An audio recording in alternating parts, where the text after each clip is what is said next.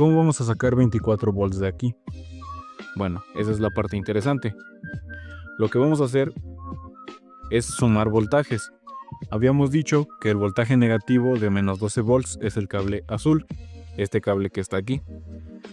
Y tenemos el voltaje positivo de 12, que es este.